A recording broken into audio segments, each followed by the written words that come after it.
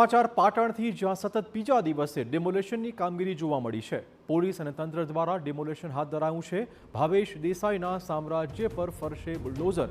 ભાવેશ ઝેલિયાએ ગોચરની જમીન પર કર્યું હતું દબાણ।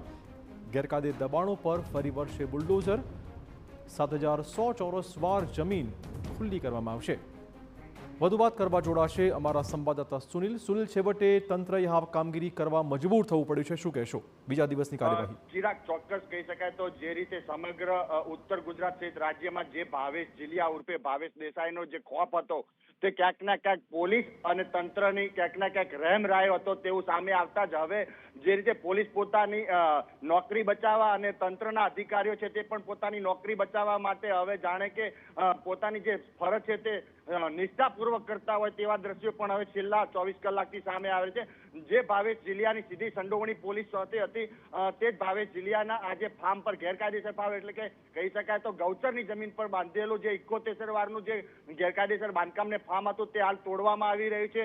જે રીતે કહી શકાય તો સામે કામગીરી આવી હતી, જે ફાર્મ હાઉસને બચાવવા માટે જે પોલીસની 2 ગાડીઓ ઉતરી હતી અને ક્યાંક ના ક્યાંક ભાગી હતી, ત્યારે જ હવે જે સવાલો ઉભા થયા છે, ખાસ કરીને જે વામૈયાના 18 જેટલા વ્યક્તિઓની જે ધરપકડ થઈ અને જાહેરમાં તેમના પર લાઠીચાર્જ કરવામાં છે, જેમના પર કોઈ એટલા ગંભીર ગુના નહોતા, પરંતુ જ્યારે ભાવેશ દેસાઈ ઉર્ફે ભાવેશ ઝીલિયા સામે ગુસ્સી ટોક સહિતના ગુનાઓમાં પણ તેને છાવરવામાં આવતો હતો અને તેને લઈને જે સવાલો ઉભા થયા છે, ક્યાંક ને ક્યાંક પોલીસ પોતાની નોકરી બચાવવા માટે તેના ઉપર ક્યાંય હવે જે કેસ હતા તે ક્યાંક ને ક્યાંક સામે ના આવી જાય અને જે તંત્ર છે, મામલતદાર છે, તલાટી છે, તાલુકા વિકાસ અધિકારી છે, તેમની સામે પણ સવાલો ઉભા થાય છે। જે ફાર્મ પર અત્યારે હાલ બુલડોઝર પડી રહી છે, ત્યાં તમામ પ્રકારની વ્યવસ્થા છે જે તંત્ર દ્વારા પૂરી પાડવામાં આવી છે।